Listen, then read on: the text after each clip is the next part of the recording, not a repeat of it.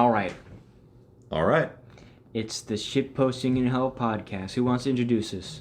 Well, I guess I'll take over the role again. Hello, everyone. This is the SIH Shitposting in Hell podcast. We're your, I don't know if host is the right word. I think host implies we're like professionals. I'm Liam. I'm Kevin. And I'm Evan. And, welcome back. I mean, it's been a long time. I don't think anyone was waiting for us to return, but if you were, we're sorry for the long wait. Yeah, sorry about that. We were busy doing a lot of stuff, having a lot of sex, a lot of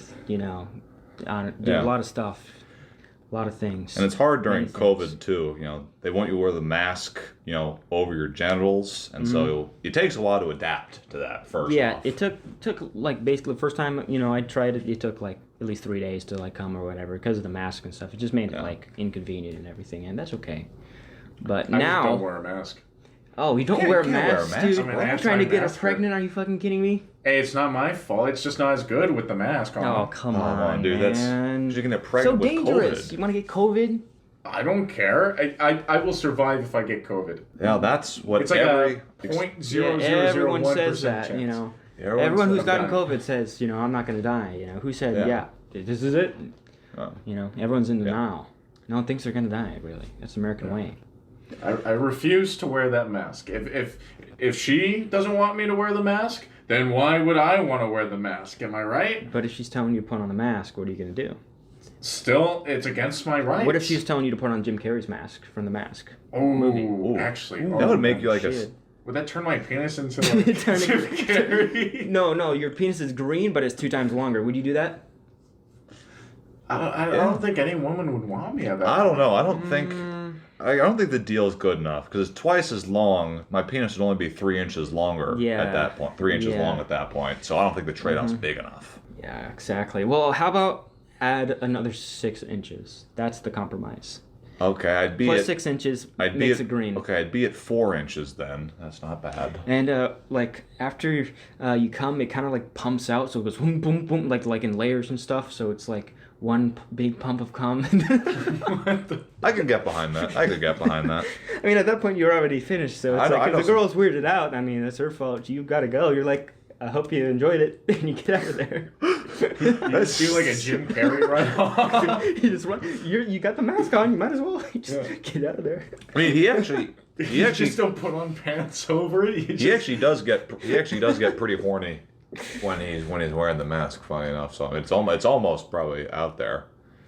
Something with that. Funny enough, is that the Mask, the movie. It's actually based on a real. I think it was a graphic novel. Like the same concept, right? But the graphic novel was actually a lot grittier. Like there was actually violence and gore in it and stuff. So it's one of the only instances I can think of where a story, you have an original story that's dark and gritty, and it was adapted into a lighter version. The only example I can think that's even close to that is the Disney tales versus the original German Fairy tales. Yeah. Other than that, that's not something that happens very often. And I'm kind of surprised the movie The Mask turned out so good, despite the fact that it was babying down a lot of the stuff in there. The same thing actually happened with the one the rhinoceros scene from Ace Ventura 2, right? That was a really gritty, serious. That was a way more fucked up scene. In that scene, there's 9 Jim Carreys coming out of the rhinoceros. It's it's way more fucked up in the manga, But for the TV, it's just a lighthearted fun, coming out of the rhinoceros. The worst part is I've never seen this movie, so I don't know if you're kidding or not. Yeah, in the movie, only 4 Jim Carreys come out of the rhinoceros's ass, and one wearing the mask. Yeah, but in the manga, it's 9. Because they have different standards of decency. At the same time, it's okay. Their assholes can actually stretch wider than ours, in the East. They're prepared to do that. It's I don't know if it's biological. I don't know if how the Chinese did the foot thing with the feet binding. With the foot binding. It's the same thing they do with the assholes. No one talks about it. I don't know why. But I mean, I think a lot. It actually came from Ace Ventura too. Yeah. If Jim Carrey came up to me and said, "I can save the white rhinoceros population by shoving my hand in the rhinoceros's ass," I mean, would I be against listening to him? I mean, nothing's working as of right now. I mean, I think we failed at this point. I think they're gone, right? Would you rather be a rhinoceros or an eagle? Like a bald eagle? A bald eagle, a beautiful bald eagle. The most beautiful eagle you've ever seen. Where though? Anywhere you want.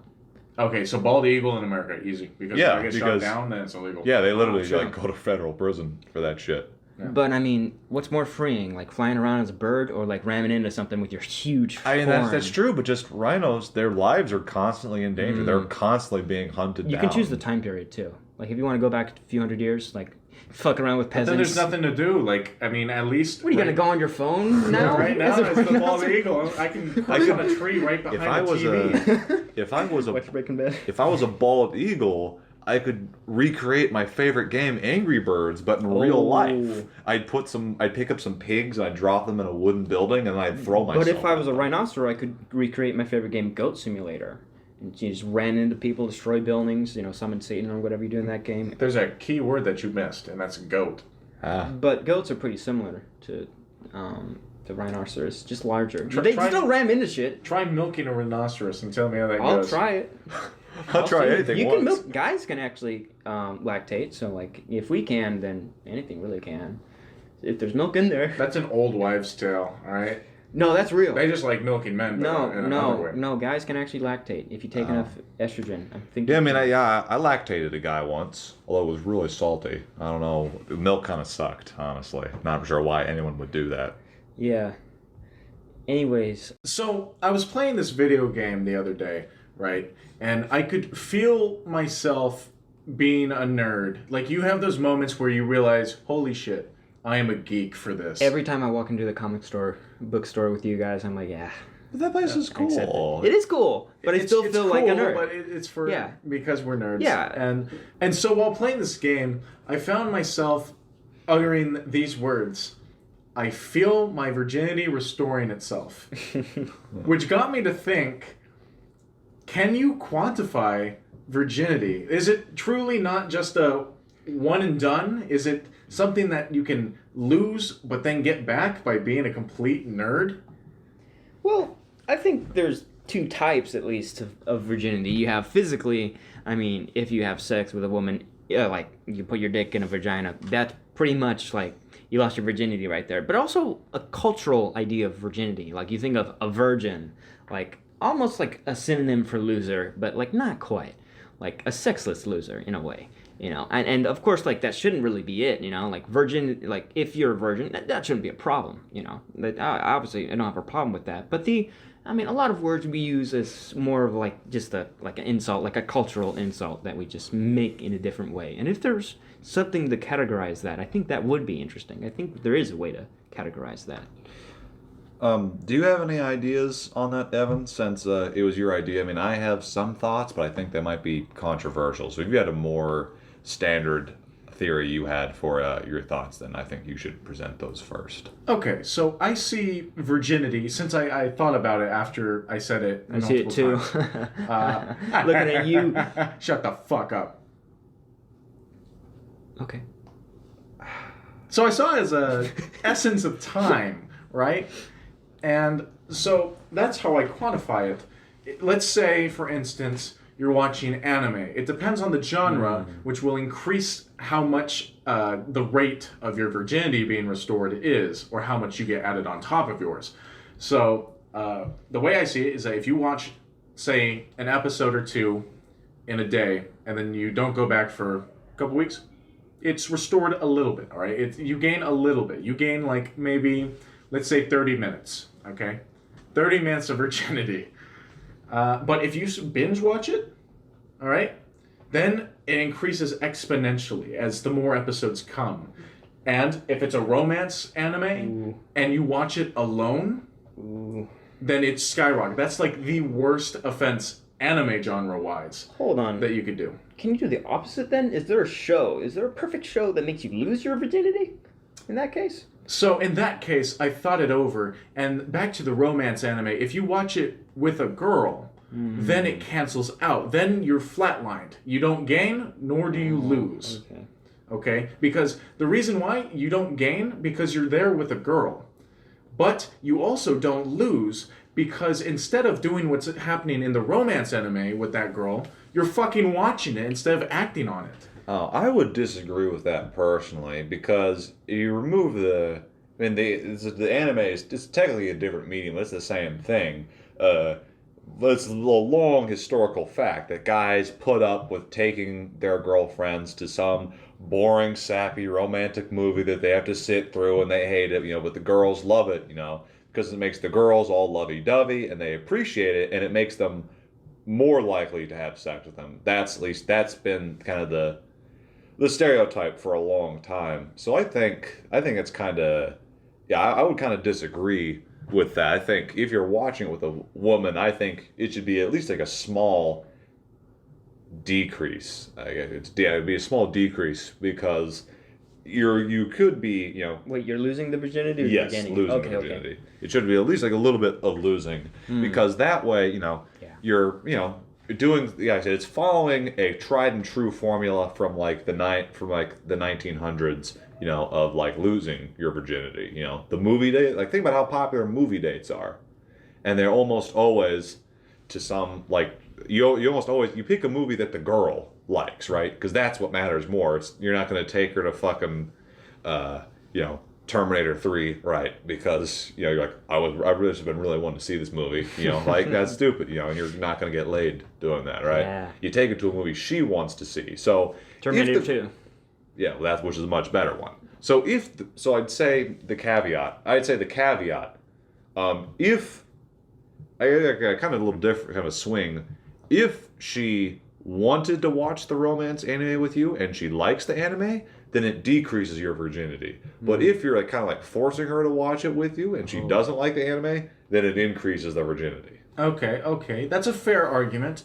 But here's my counter argument: if you are at the point where you know that she will have sex with you if you watch this romance anime with her that she's been wanting to watch, that makes you a male manipulator, which means that you already have had decreased virginity because you're a male manipulator.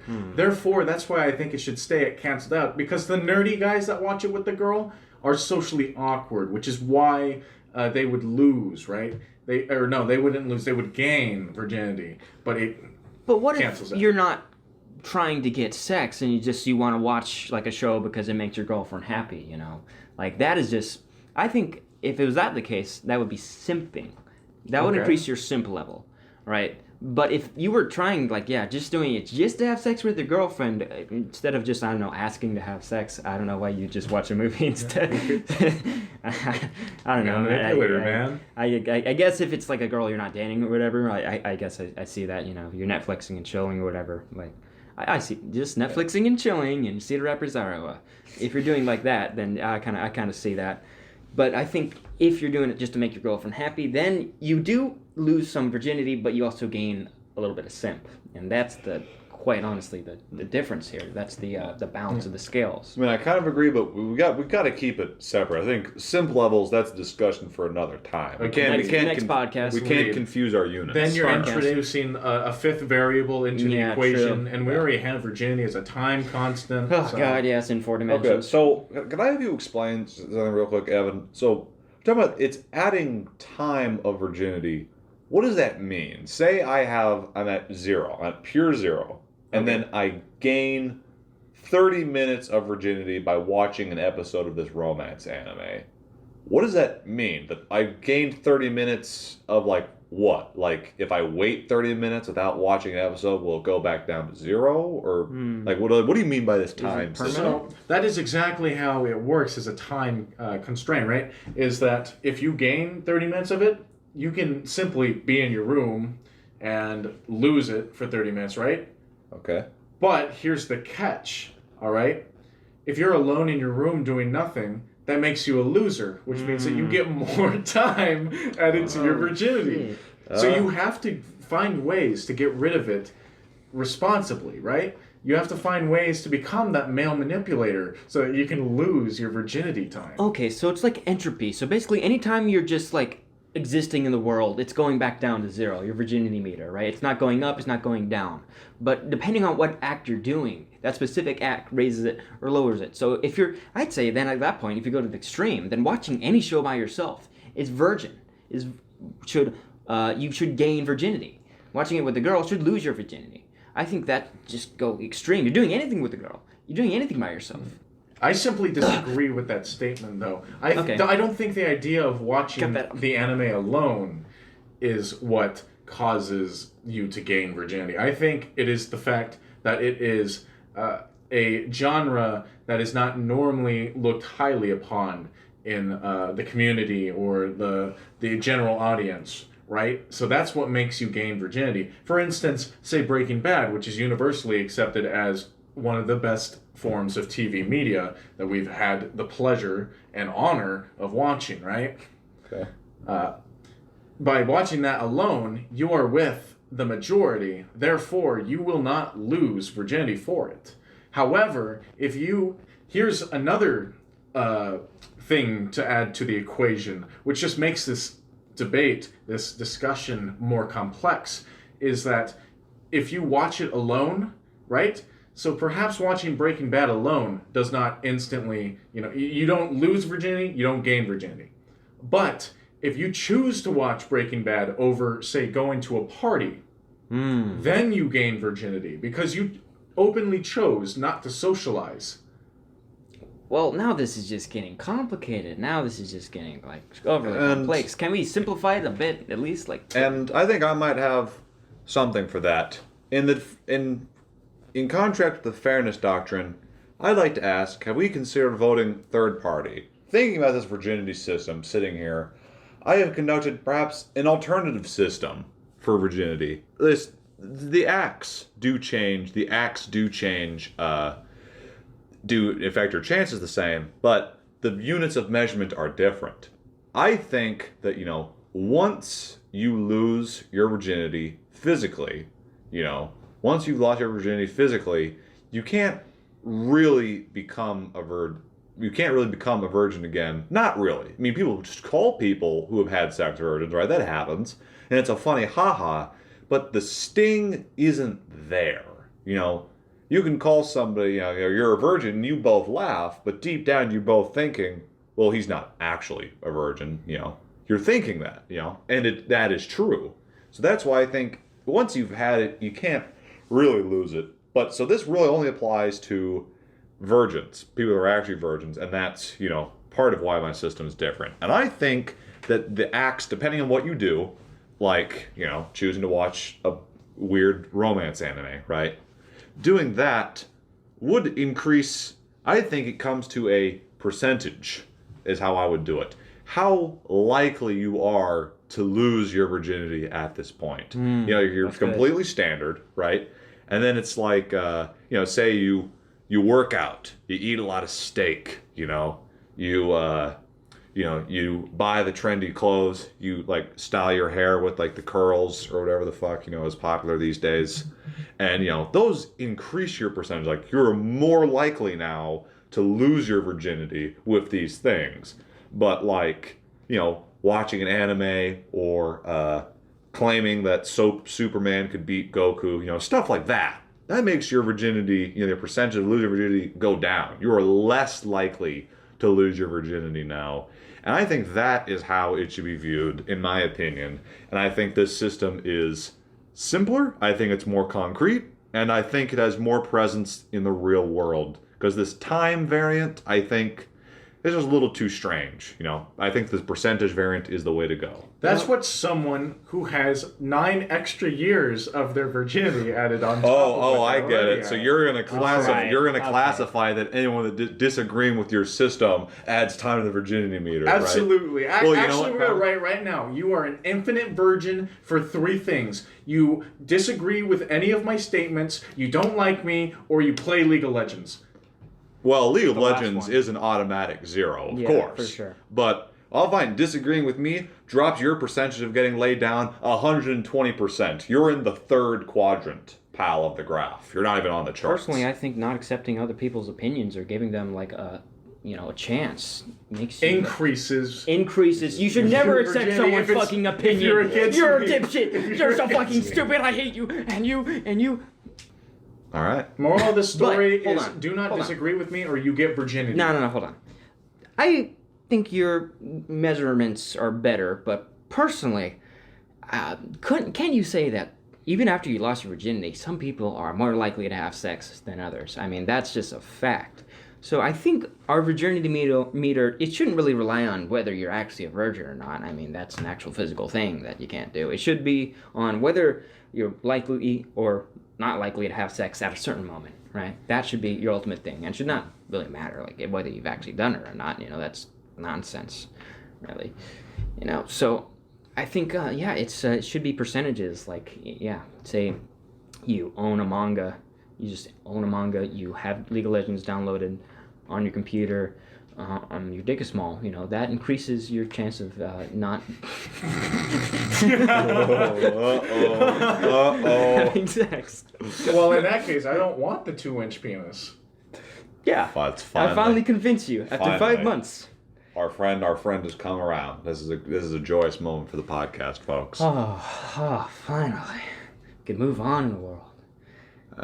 So in the interests of moving on, I was thinking the other day, speaking of things that increases your chance of losing your virginity, watching bad movies with your friends and laughing at them. I think anyone that does that, instant Chad, right? I mean, absolutely. Watching movies that are good and saying, I liked this because it was good, that's beta. That's beta, man. Embarrassing, dude. Yeah. Chads, they take any movie, good or bad, and they make a good time out of it. That's what I think. Right. That's right. So you look at stuff like, films like Neil Breen movies, and like The Room, classics that really redefine comedy, because these movies are strange because sometimes these movies are comedies and sometimes they're not comedies, and so either way, they're making you laugh, but whether you're supposed to be laughing or not, you're not laughing for the right reasons. Like, The Room has some jokes in it, like purposeful jokes, but that's not what people find amusing. People are laughing at everything else in the movie, right?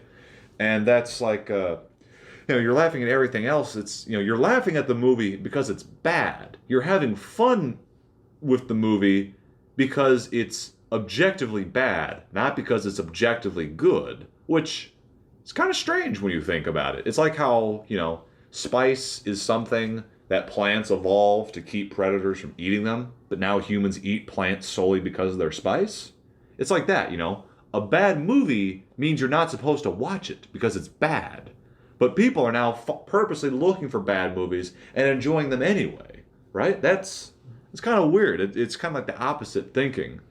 But the question I think that boils down to is, but nowadays in the current year, because it used to be, a couple of guys making fun of a bad movie together, used to be kind of underground. But now it's a kind of an accepted art form. You see it all the time, It's even on like Netflix and stuff, So it's like, it's kind of hard to say. It's not really underground anymore. And so now companies and movies, they see that and they understand it, and they make films that are purposely bad. They're not demented like Neil Breen or something, who thinks he thinks all his movies are good. He thinks they're all great, But these people, they're perfectly sane individuals. They're like, all right, we're gonna make this really shitty, and we're gonna play into that. We're gonna play into how shitty it is, and that can taint it sometimes. So I want to hear your guys' thoughts.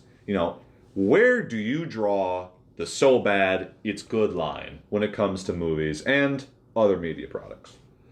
For me, any movie that tries to be bad, solely to be bad and be laughed at because it's bad, instantly has like a handicap. It's just immediately lower viewed upon. However, some of those movies can get out of that and be genuinely funny, or funny in the way that it was intended to be, which, although that's sad that you're intended to make a bad movie solely to get people to laugh at the fact that it's bad, but if they pull it off well enough, then they accomplished what they wanted. But I think when it comes to people that want to make a good movie and it goes bad, I think the line is, how often do I find myself laughing at the movie for a reason that wasn't a joke or something like that? If I laugh for more than half of the movie at how bad the movie is, I think it's so bad that's good. I don't think it's a bad qualifier. That's definitely interesting. I would say, yeah, a lot of it is sincerity. A lot of it is intention. Like, you know, the people behind, or let's say, the guy who made The Room, or Neil Brennan, or Neil Breen, who made like all those terrible movies like Double Down and such.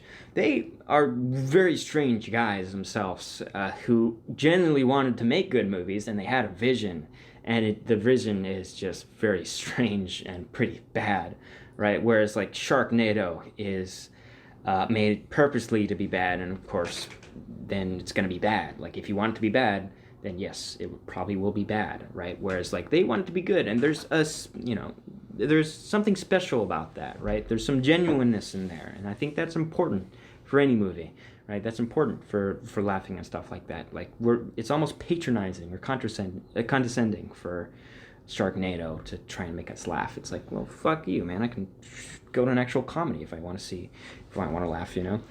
But part of it is, yeah, like The Room and stuff, and like Neil Breen movies, they're good and they're fun to watch and everything, but it does get to a point where they can be a little too bad, like so bad that like even if they have good intentions, it's just impossible to watch. I think those movies do exist. I'd say Birdemic is one. That's funny, because I think Birdemic skates the line fine enough to actually be enjoyable watching, in my personal opinion. Interesting. But those movies do exist. We do both agree on that. I mean, simply put, they're so bad it's bad movies. Yeah, as we simply put. And those movies are definitely out there. I've definitely seen some. And you are right. Most of them. A lot of so bad it's bad movies, do come from people purposely trying to make the film bad. And I've seen that, and it's just not good. It's just very lame. The jokes aren't landing, because it's like a weird movies, the sincerity is not there. And I do think that's true. But yeah, there are rarer occasions where the movie is still sincerely trying to be good, but it's just still too far gone. Like, I've only seen about, like, 2 Neil Breen movies. One was just kind of like more regular, and one was like really demented, and so that was the one we watched together. And with that one, I mean, I don't want him to like sue us for like slander or something, but I think he has some kind of genuine mental illness. Like the way he perceives, like he doesn't seem to perceive time the same way a normal person does, and that's strange. Like, his movie has no narrative flow at all. It's constantly going back and forth in time and repeating things and taking us to different times and different places. It's very confusing and extremely hard to follow. Like, Birdemic, say that perhaps it's unfunny or annoying to look at, but you do understand what's happening. There are characters and they have names, and what they're saying, what they're talking about, and they go some places and they do things, their actions may not make sense, but at least you understand what they are. But it's like, I think a perfect example is, you can summarize Birdemic. You could give a plot summary of Birdemic, right? Yeah. The Neil Breen movie we watched, I don't actually remember its name right now. I apologize for that. Was it Double Down? I'm not sure. I feel like they're almost all the same. They're almost always he plays like a genius hacker or like some super cool person that's wanted by the government. Like, it's always something like that. So they kind of blend together. And he's almost always one of the only actors in the movie. It is Double Down. Okay, Double Down. Okay. The movie Double Down, it's almost impossible to describe the plot. It's genuinely difficult to say what happens in that movie. There's so much self-monologuing and flashbacks and things repeating. Like, scenes will literally just kind of happen again and again. Like, he meets like the god homeless man like a few times, and like in one version he like falls down and like dies. In another version he's able to like talk to him and like stuff. It's just, movies that are just so I guess where you draw the line is incoherence for me. really, is a lack of sincerity on one end, and on the other end, it's literally a lack of coherence. Like, you can just put scribbles down on a page, right, and say, oh, this doesn't make any sense. Haha, let's laugh at that. But, it's not funny, like someone writing something funny down, or maybe someone writing something that wasn't meant to be funny but kind of is, that's a lot different. But if it's just gibberish, if it's just something that doesn't make any sense, then the majority of the time, unless, you're a very specific individual, nothing's absolute anymore.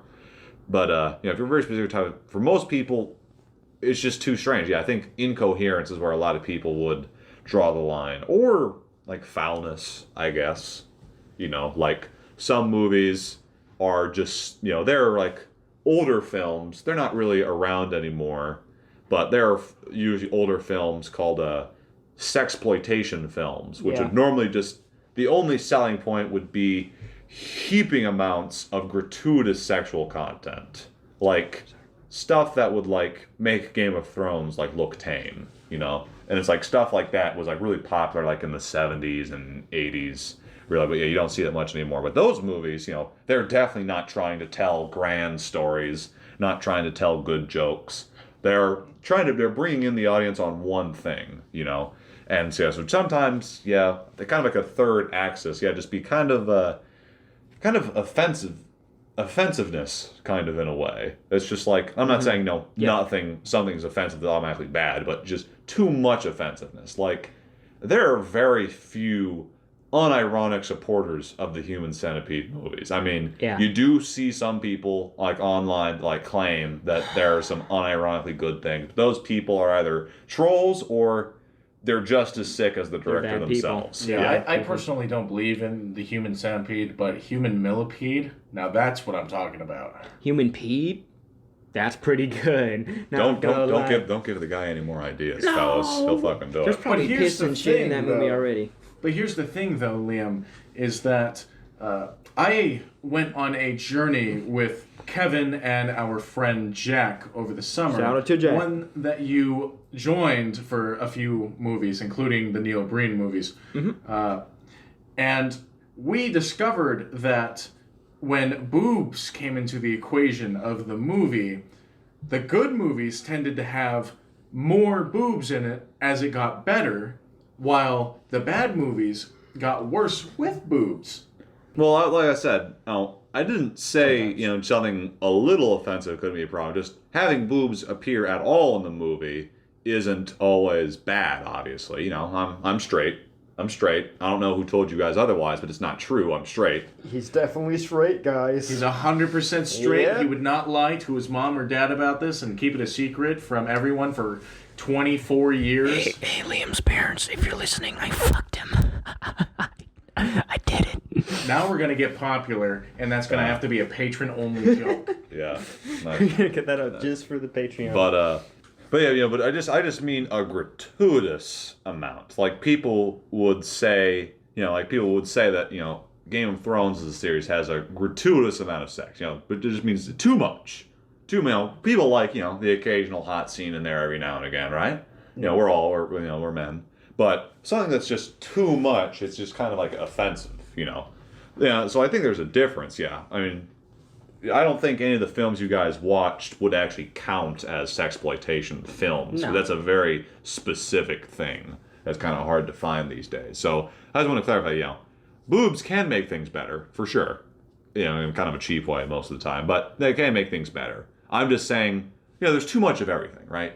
Too much of anything is bad. And I think sex is just one of those things. So your scale generally for bad or too bad or so bad it's good. Yeah. Your like tipping point is generally like if it's too incoherent or too much sex stuff. Or too much, just too kind of obscene. Because it could be violence, could be gross or whatever. True. And yours is if it's just not funny enough, right? Yes. Okay, that's interesting. I'd say mine is like probably like a mix of both of yours. Like if it's so boring, I'm kind of nodding off. Then I don't like that. Like Birdemic was very boring for me. Part of why I don't like it. Just if it's not funny, no one likes a not funny bad movie. That's just like then you're just watching a bad movie. You're not even laughing. But also, like, it has to make a little bit of sense, or else it's gonna really upset me. I'm gonna be like, dude, this is so fucking stupid. I'm gonna go crazy right now. Sorry to, like, be a centrist here, but that is my qualifications. This is the worst point to be a centrist, Kevin. What? What? Starts playing. Bum, bum, bum, bum, da, da, da, da, da, da, What? Why is that? I don't get it. We're gonna have to cut this part. Okay, so the joke that I just made was, this is the worst time you could be a centrist. Okay. Why is that? Why is that the joke? Why is it the worst time? Because it's worse to be a centrist in politics, because nothing gets done. Oh, I guess You're the actually idea. making a political joke? Oh, yeah. So the We're idea. in fucking hell. Of course I'm gonna make a political joke. Oh, so All the- politicians are fucking assholes. So I understand what you're saying. But it's basically that I thought there was you know, something else. being a centrist when it comes to movies is not nearly as bad as being a centrist in politics, because that's actually affects people's lives. I guess that's that. the irony of the Yeah, statement. yeah. Yeah, But now it's over because we have to dive I'm sorry, but I into mean, the joke. yeah, but I mean, if more, Sorry, you joke. but I mean, Didn't make us if laugh. I'm the sorry. majority of the people present don't understand the joke, then obviously the joke kind of inherently flawed. Who's the English major now? Your joke was so bad, it's bad. Yeah, It was so yeah. bad that it's good. Yeah. It's That was too. so laughing right It now. I lacks. think your joke is so bad. Yeah, it lacks sincerity. It's grotesque and it's non-cohesive.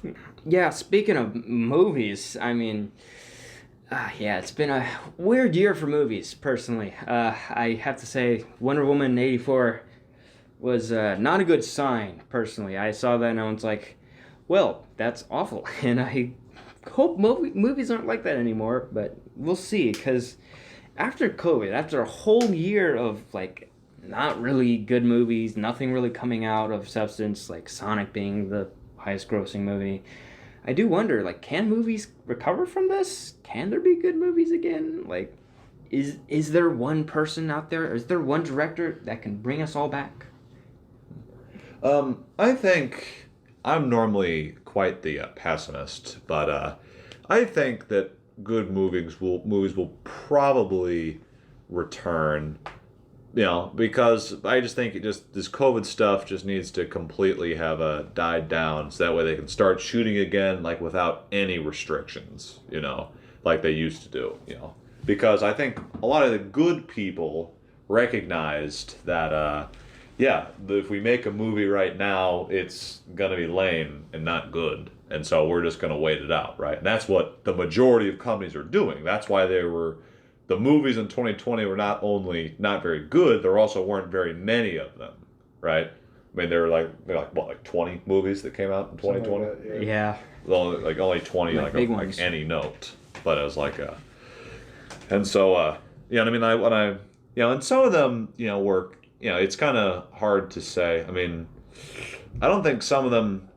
It's kind of hard because some of them probably didn't decrease in quality due to COVID. Like, I don't think the Sonic movie would have been any better or worse. It just wouldn't have. It would have had more competition in a good year, and that's the difference. Granted, I mean, it came out before COVID became the pandemic that it is. Yeah.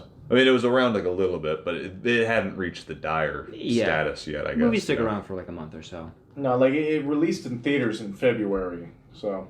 Yeah. I guess So, like, I mean, it's probably the results of not the really movie emblematic of COVID. profits. That's what you're Yeah. saying, yeah. Well, I think actually, yeah, the status of pandemic is actually reflected by the movies there. So it's like Wonder Woman 84 was, stinking pile of shit right when the cases were enormously high, just when it was like the worst part of the pandemic. And Godzilla versus Funky Monkey comes out when the pandemic is actually looking a little better, vaccines and stuff actually making it seem like maybe we have a future, right? Something out of this, right? So, like, maybe our movies reflect our cultural moments. Maybe that's possible. So, I mean, but I mean, if by that logic, then, I mean, there are a lot of moments in time where the U.S. was really shitty, and, like, I don't know, I guess I can't really say, but I mean, like, during the 2008 housing crisis, I'm assuming the good movies still came out, right? I mean, I don't remember people saying that we didn't have any good movies that year, and almost everyone in America was having a really shitty time. I see what you're saying, but I don't know. I'm about to disagree with both of you as the contrarian here, the devil's advocate. The 2008 housing crisis didn't cause many people to have to stay home and not work at their movie company job because there's restrictions on how many people you can have on set, and the sets usually require hundreds of people just for one scene alone to get done.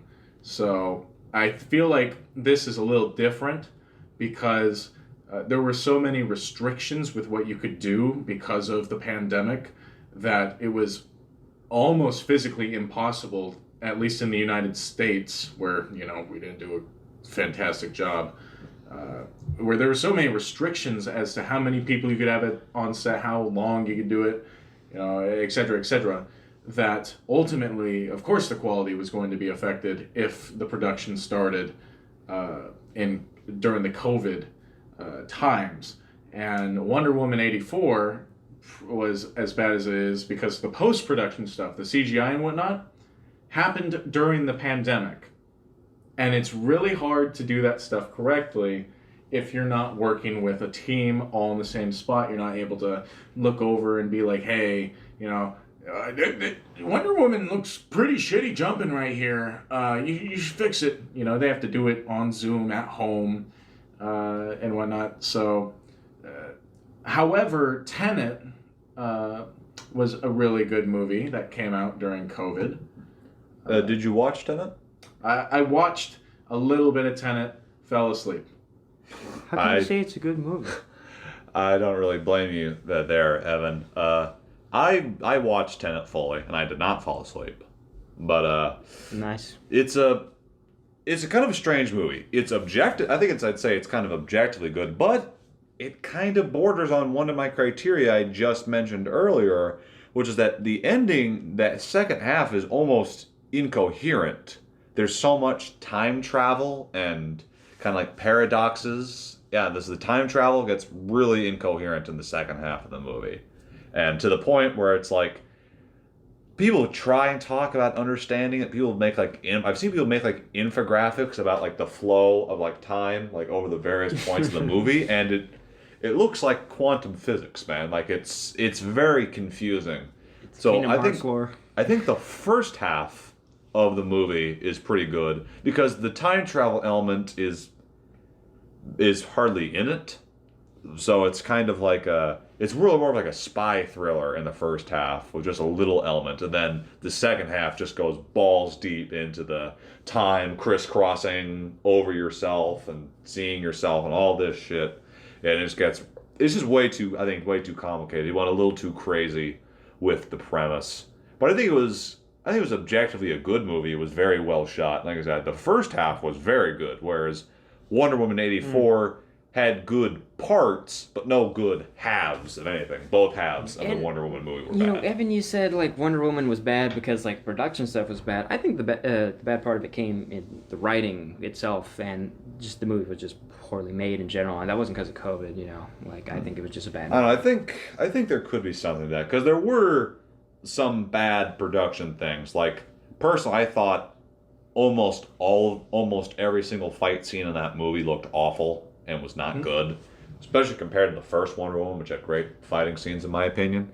And so it's I think there were definitely things there, and I think they probably because they made good action scenes with this character before fairly recently, right? It's they feel like they had the potential to do it again. So I think there might have been. I think it's possible to say there were some restrictions on that, but I don't think COVID would have completely fixed the movie. No, I don't. But I think it probably would have improved somewhat without COVID. Would have given them a little more time, a little more resources to look over things, double check things, make things better.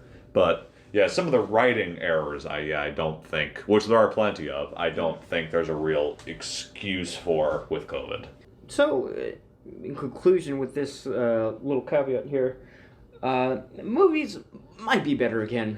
It's hard to say. Maybe James Cameron can come back with Avatar 2. Imagine this. Movies back in theaters. Come on. Imagine this.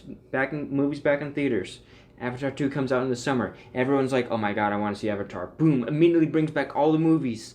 3D movies back, 4D movies. You can sniff the movies again. It's just like we were younger. Toy Story, you can see Woody's fucking nose coming at you. It's the golden age of movies. It's all coming back. James Cameron. Please. I would hate to be the guy at the 4D movie theater watching the Jeffrey Epstein documentary.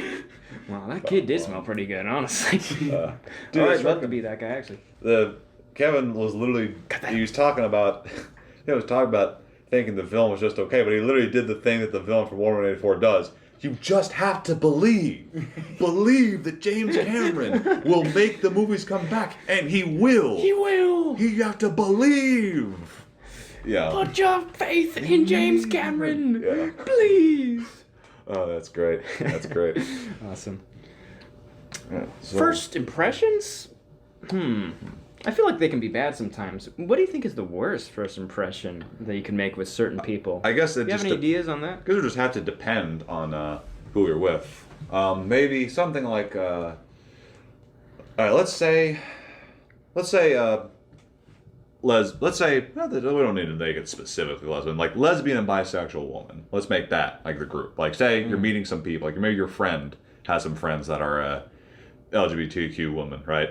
Technically speaking, and it's like, and since a lot of women these days are born after '93, it's becoming much more greasy concern. Common. So this one's pretty practical. Concern. So like, what's one of the? So I have to come to my head. One of the worst things that you could do automatically.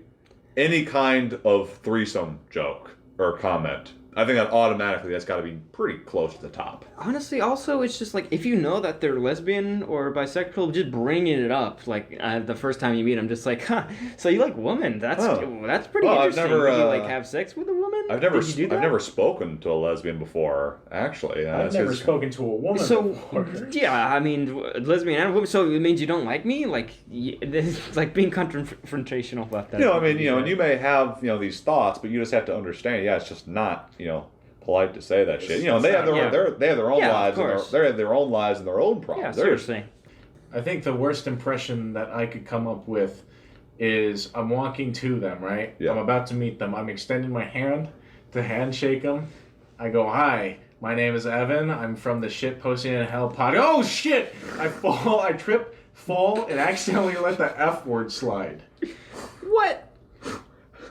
That was a mix of emotions, dude. That was so many things. Why you say you're from the Shitposting and Hell podcast? Why'd you say the F word? Of course that's going to make them mad. That's the most obvious thing in the world. Exactly, that's a bad impression. I wouldn't do it. But... He's not incorrect. I think that's kind of like on the bingo card, there's the one in the center that's like, the check for free. Well, that's for any group. Being from the Shitposting and Hell, or even just listening to the Shitposting and Hell. No, I think that'd actually be the best. That'd be the best first impression, word. Actually. Yeah. No, I think you could have just said the first one, and that would have been enough. Best first impression, actually. Yeah. Personally, I think generally just like shitting your pants.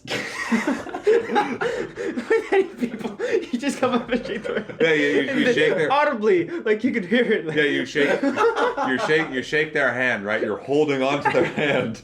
You're looking them dead in the eye, and it's just. And they're trying to pull away from you, but you're holding onto their hand. You're not letting go of their hand, and it's like. You're clenching them tighter as. But then what if they like start looking back at you and they're like, "Wow, how do you know you pretty well already?" And they start pissing themselves. They start cheating too. Oh my god. Hey, do you want to go out? Hey, you want to come back to my place? Yeah, well, we screwed it up. Hey, you want to clean up? Best impression. Shitting your pants could work. It could work. It's so unfortunate because like if you really do just like fart, I mean that's an awful first impression. That's not really your fart. As long as you didn't do it purposely, then that's not really your fault. Yeah, it's like right when you're meeting your boss, just like a big fucking shit. Like you really can't do much about that, and it's unfortunate, man.